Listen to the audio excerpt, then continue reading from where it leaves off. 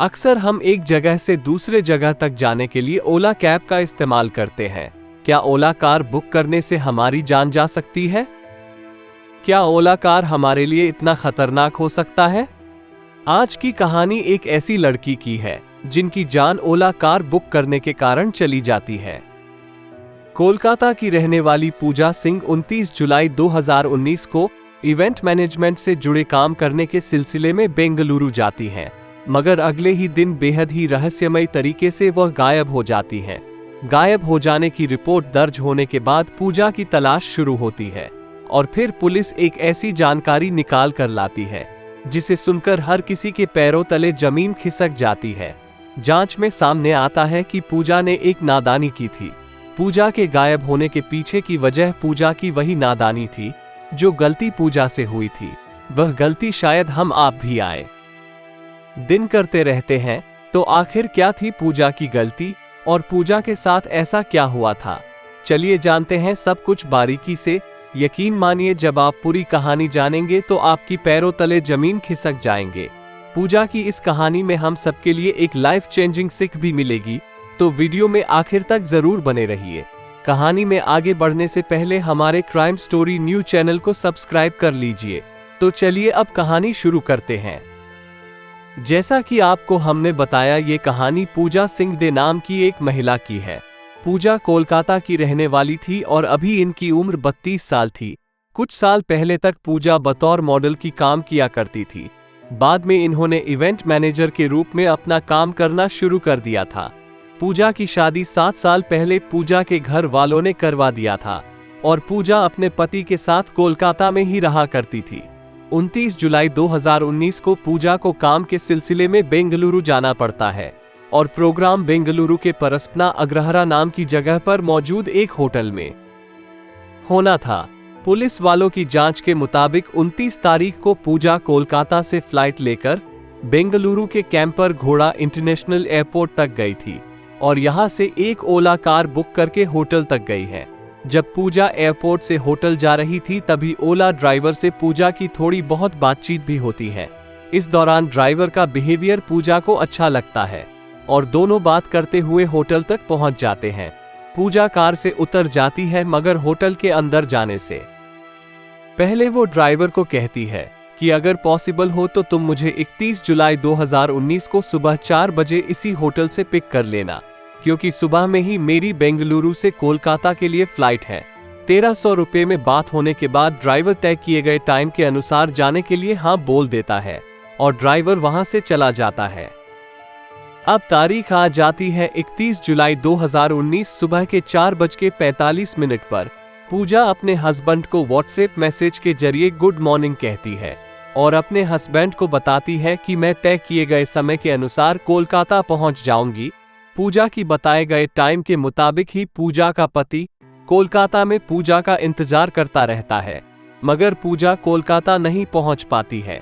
यहां तक कि शाम हो जाती है मगर पूजा का कहीं पर भी आता पता नहीं चलता है। पूजा का पति अपने करीबी दोस्तों तथा रिश्तेदारों को फोन करता है मगर कहीं से भी पूजा के बारे में कोई जानकारी निकालकर सामने नहीं आती है और पूजा के दोनों ही मोबाइल फोन लगातार स्विच ऑफ आते रहते हैं। इसलिए पूजा के परिवार वालों की चिंता और भी ज्यादा बढ़ जाती है। अभी यह लोग पूजा की तलाश में लगे हुए थे कि तभी पूजा एक मैसेज करती है। मैसेज में लिखा हुआ था कि I am in Hyderabad, I need some emergency money. इस मैसेज के जरिए पूजा पति से अर्जेंटली 5 लाख रुपए देने की डिमांड करती है। इन मैसेज को देखकर वो तुरंत पूजा को फोन करने की कोशिश करते हैं मगर मोबाइल फोन अभी भी स्विच ऑफ ही आ रहा था। थोड़ी देर इंतजार करने के बाद पूजा का हस्बैंड पूजा के फोन पर वापस मैसेज करते हैं कि अगर तुम्हें पैसे चाहिए तो जल्द से जल्द मुझे फोन पर बात करो। इस मैसेज का दूसरी तरफ से कोई जवाब नहीं आता है और फिर उधर से मैसेज आना भी बंद हो जाता है। पैसों की डिमांड वाले मैसेज से पूजा के पति कुछ अनहोनी होने की आशंका जताता है और वो भागते हुए कोलकाता के न्यू टाउन पुलिस स्टेशन में जाते हैं और पूजा की गुम हो जाने की रिपोर्ट दर्ज करवाते हैं। इस दौरान पूजा के फोन की तरफ से आए पैसे की डिमांड वाले मैसेज का भी जिक्र पुलिस वालों को बताते हैं। कोलकाता पुलिस पूजा के गुम होने की रिपोर्ट तो दर्ज कर लेती है मगर इस रिपोर्ट पर कोई कार्यवाही नहीं की जाती है। यहाँ तक कि कई दिन गुजर जाते हैं मगर पुलिस की ओर से एक भी अपडेट परिवार वालों को नहीं दी जाती है। इधर कोलकाता में पूजा के परिवार में अलग तरह की हलचल मची हुई थी, तो दूसरी तरफ बेंगलुरु पुलिस एक अलग ही केस को सुलझाने में अपना पसीना बहा रही थी।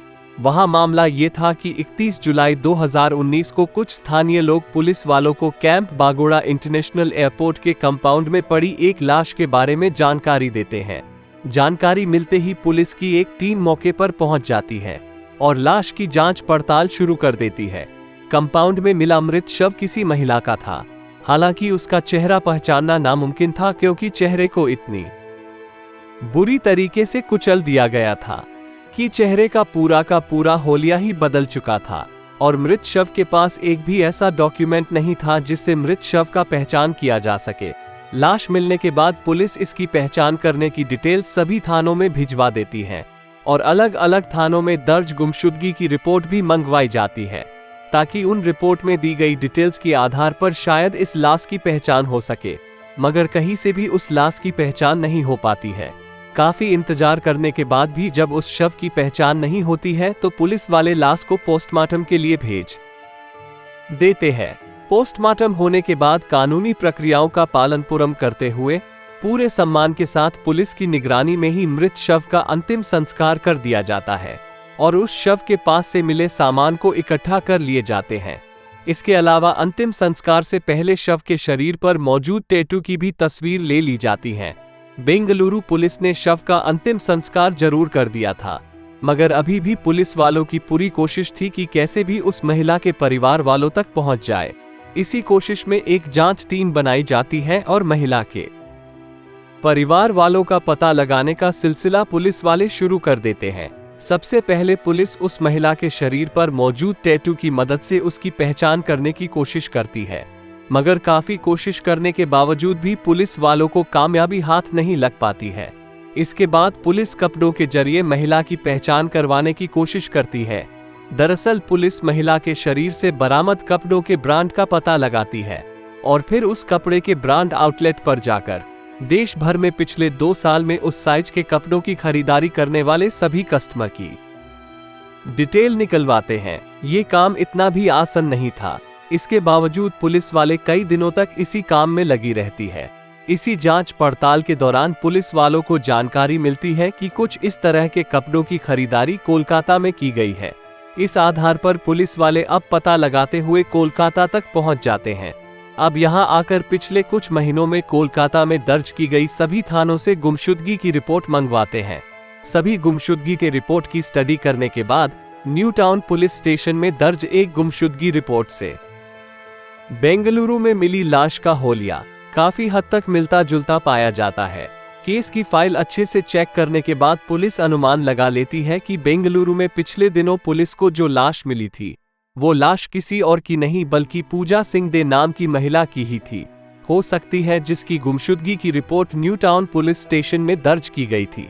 इसी के बाद बेंगलुरु पुलिस इस बात को कंफर्म करने के लिए 16 अगस्त को पूजा सिंह के भाई को फोन करती है। फोन मिलते ही बिना किसी को बताए पूजा का भाई तत्काल ही फ्लाइट से बेंगलुरु चला जाता है। वहां पुलिस उस शव के आसपास से बरामद हुई सभी दूसरी चीज तथा तस्वीर दिखाती है। भले ही मृत शव का चेहरा नहीं दिख रहा था, मगर सभी दूसरी चीज देखकर पूजा का भाई कंफर्म कर लेता है कि वो मृत महिला कोई और नहीं बल्कि उसकी बहन पूजा ही थी। इसके बाद पूजा का भाई तुरंत अपने जीजा तथा अपने घर वालों को भी फोन करता है और इस बात की जानकारी मिलते ही घर वाले भी अगले दिन फ्लाइट लेकर बेंगलुरु आ जाते हैं। ये लोग भी पूजा की आइडेंटिटी को कंफर्म करते हैं। जांच के दौरान कोलकाता पुलिस की एक बड़ी लापरवाही सामने आती है। पूजा के गायब होने के तुरंत बाद पूजा के पति ने कोलकाता में गुमशुदगी का रिपोर्ट दर्ज करवाई थी और उसमें पूजा के बेंगलुरु जाने का भी जिक्र किया गया था। कोलकाता पुलिस तुरंत बेंगलुरु पुलिस को इस गुमशुदगी की रिपोर्ट के बारे में जानकारी दे, मगर कोलकाता पुलिस ने केस दर्ज करने के बाद फाइल को ऐसे ही धूल खाने के लिए छोड़ देती है। वह तो बेंगलुरु पुलिस वालों की मेहनत थी कि पूजा का परिवार मिल पाया। पुलिस ने इस बात को तो पता लगा लिया था कि मृत हुई महिला कौन है। अब पुलिस के सामने सबसे बड़ी चुनौती इस बात का पता लगाना था कि आखिर इस महिला की ऐसी हालात किसने की है। पूजा की ईमेल का एक्सेस पूजा के पति के पास भी था। उन्हें मेल से पता चलता है कि पूजा ने बेंगलुरु में फ्लाइट लैंडिंग होने के बाद होटल तक जाने के लिए ओला कार बुक की थी। पुलिस अब इस ओला कार को ट्रेस करने की कोशिश करती है तो पता चलता है कि पूजा द्वारा की गई बुकिंग ही उसे ओला कार की आखिरी बुकिंग थी, यानी पिछले 18-19 दिनों से उस ओला कार की दोबारा बुकिंग नहीं हुई थी। पुलिस डिटेल्स निकलवाती है तो पता चलता है कि उस ओला कार के ड्राइवर का नाम नागेश था, जिसकी उम्र 22 साल थी। पुलिस अब मोबाइल नंबर के द्वारा नागेश को ट्रेस करने की कोशिश करने में जुट जाती है। इसी ट्रैकिंग के दौरान पुलिस वालों के सामने एक चौंकाने वाली जानकारी आती है कि जब पूजा के पति के पास पैसों की डिमांड वाला मैसेज आया था, तब पूजा के मोबाइल लोकेशन और नागेश के मोबाइल का लोकेशन एक ही था। इस जानकारी के सामने आते ही पुलिस वाले ओला ड्राइवर नागेश की जांच पड़ताल करने निकल पड़ती है और बहुत जल्द नागेश को पुलिस वाले अपनी हिरासत में भी ले लेती है। पहले तो नागेश पुलिस वाले के हर आरोप का जानकारी देता है, मगर जब पुलिस वाले शक्ति और कढ़ाई से पूछताछ करते हैं तो नागेश एक के बाद एक सच उगलना शुरू कर देता है। नागेश का खुलासा सबको ही हिला देने वाला था। नागेश के दिए गए बयान के मुताबिक पूजा ने ओला ऐप के जरिए नागेश की कार को बेंगलुरु क्रिसेंट रोड से सहारा पवेलियन होटल तक जाने के लिए बुक किया था।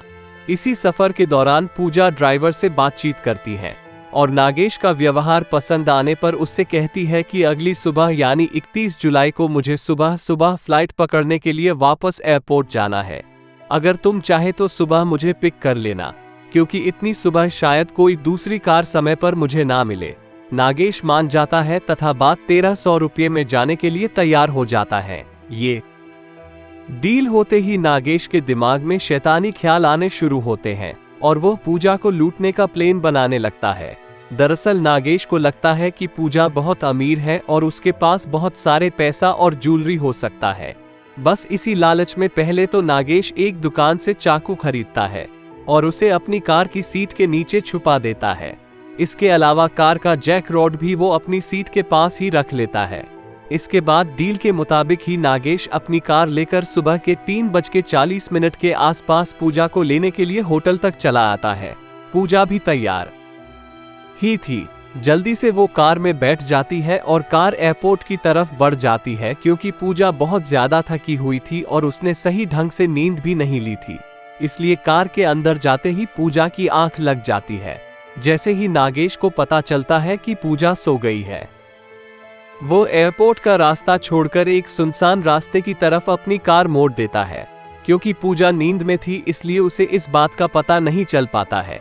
इसके बाद बड़े आराम से नागेश कार को चलाते हुए एक सुनसान इलाके में ले जाता है।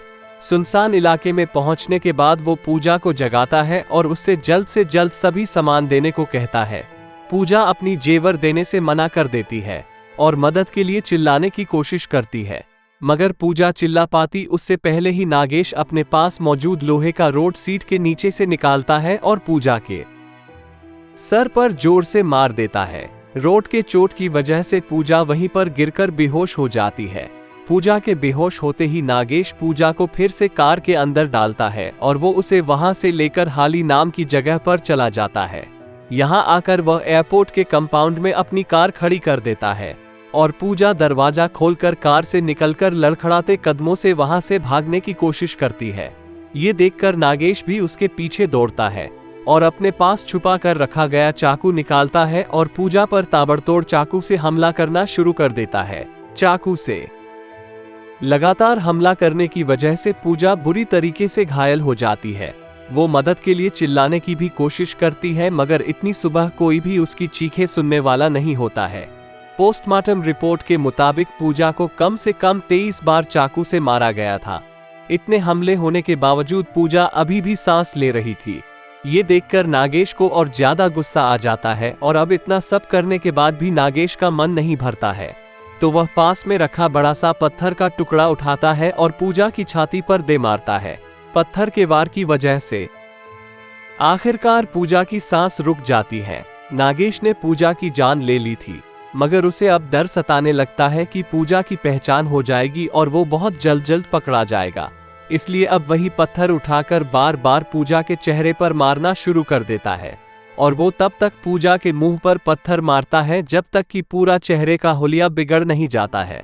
पूजा को मारने के बाद वो लाश को पास के ही झाड़ी में फेंक देता है। इसके बाद नागेश पूजा का सभी सामान अपने कब्जे में ले लेता है। नागेश को उम्मीद थी कि पूजा के पास से उसे लाखों रुपए मिलेंगे, मगर पूजा के पास में सिर्फ 500 का एक नोट तथा 2 क्रेडिट कार्ड थे। इसके अलावा पूजा के पास 2 मोबाइल फोन भी थे, जिसमें एक मोबाइल फोन एप्पल का था जबकि दूसरा वीवो कंपनी का था। नागेश वह 500 रुपये तथा दोनों मोबाइल लेकर वहां से चला जाता है।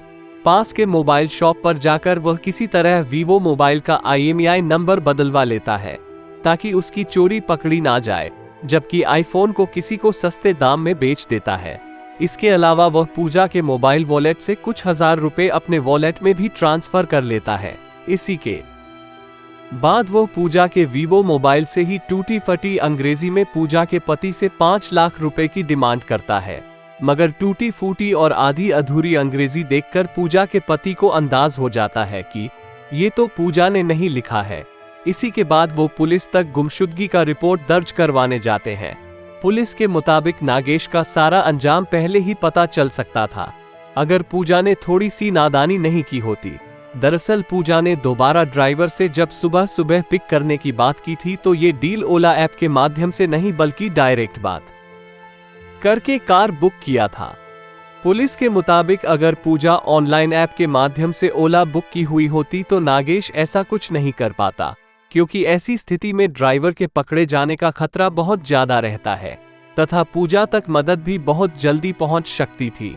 मगर चंद पैसे बचाने के लिए या फिर सुबह जल्दी कार ना मिलने की फिक्र में पूजा ने ड्राइवर से ऑफलाइन प्लेटफॉर्म से कार बुक कर लिया था। ऑफलाइन कार बुक करने की कीमत पूजा को अपनी जान देकर चुकानी पड़ी।